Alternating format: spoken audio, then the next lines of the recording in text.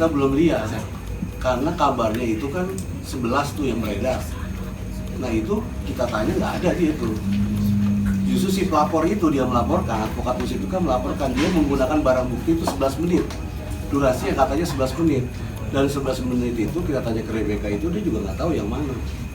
Nah yang 11 menit itulah yang akan mungkin bisa akan kita jawab itu nanti setelah nanti kita dipanggil dalam laporannya advokat muslim itu. Mungkin boleh bisa saya tambahkan.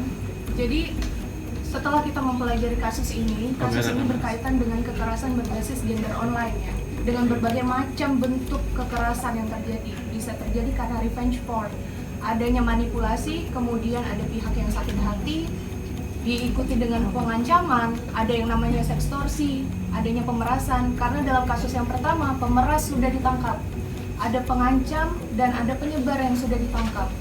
Lalu ada yang namanya cyberbullying, cyber harassment, digoda dilakukan pendekatan untuk memperdaya korban. Nah ini yang harus didalami. Berarti ada pihak-pihak yang memanfaatkan keadaan untuk memanfaatkan kerentanan seorang perempuan. Karena di dalam kasus pornografi bisa kita lihat ya, mata publik seolah hanya melihat perempuan sebagai pelaku utama, perempuan sebagai orang yang harus dihakimi. Padahal jika kita lihat secara kronologi, perempuanlah yang jadi korban, seperti apa yang dialami oleh Rebecca saat ini. Sehingga kita harus dalami juga apakah yang harus dilakukan oleh Rebecca sebagai korban, siapa yang harus bertanggung jawab? Orang yang sudah dimanipulasi, orang yang sudah ditekan, kemudian dihakimi, atau justru orang-orang yang dengan sengaja memanfaatkan keadaan untuk melecehkan korban, atau orang yang emang sengaja untuk menjatuhkan masa depan seseorang. Mbak, berarti dengan adanya kasus ini Rebecca sendiri merasa kecolongan dong, Mbak? Akhirnya videonya tersebar luas. Kecolongan. Kalau memang videonya dibikin untuk konsumsi pribadi.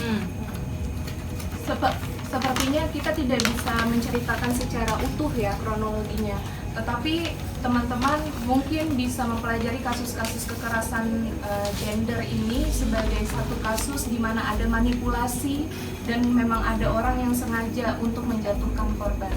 Mbak, kalau kemarin sempat sudah tertangkap, kenapa sih mesti harus ada lagi? Kenapa tidak di stop aja gitu? Bagaimana caranya pihak yang dari pihak pengacara untuk mencari langsung, jangan sampai nanti akan tersebar lagi gitu kan, kasihan dari Rebecca sendiri. Ya justru itu kita melakukan langkah bukan hanya kepada ke pihak polisian saja, tapi kita juga datang ke Komnas Perempuan ya, ke Kementerian Pemberdayaan Perempuan dan Perlindungan Anak, dan juga kepada lembaga LPSK yang concern terhadap kasus pelecehan seksual dan kekerasan perempuan.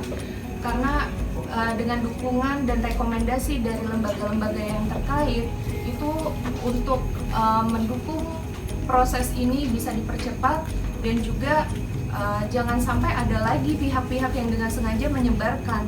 Berarti kan ada motif. Video ini seperti dicicil. Ya itu adalah salah satu dampak ya yang tidak bisa dihindari sebagai korban. Berapa banyak pekerjaan yang tawaran-tawaran yang akhirnya nggak bisa dia kerjain?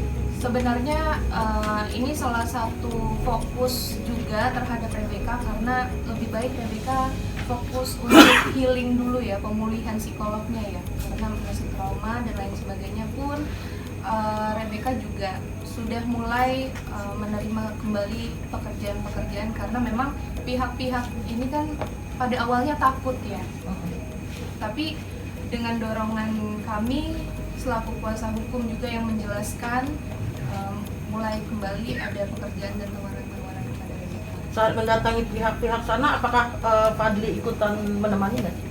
Kalau untuk Fadli tidak. Jadi memang saat ini Rebecca ditemani oleh kami kuasa hukum saja.